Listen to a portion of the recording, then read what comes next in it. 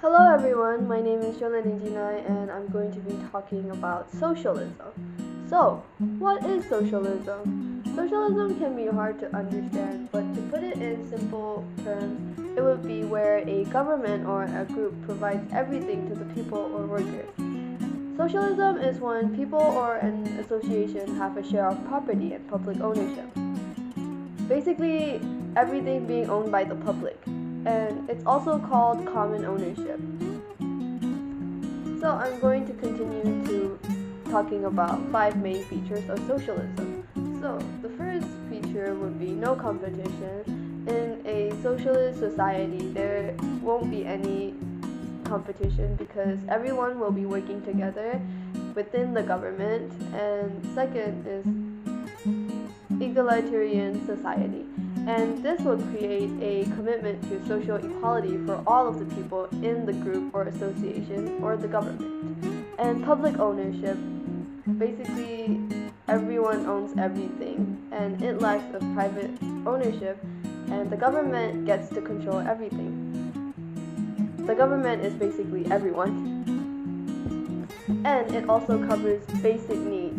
For example, healthcare and education, because everyone is working in the society and government. And the states would regulate the price control.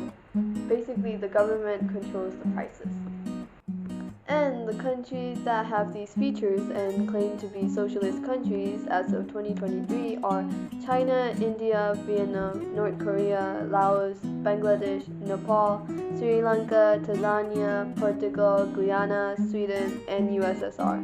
But of course there are more other countries than these countries, but these are just the ones that I found.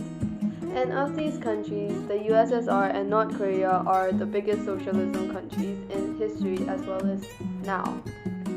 The USSR had a very active socialist history.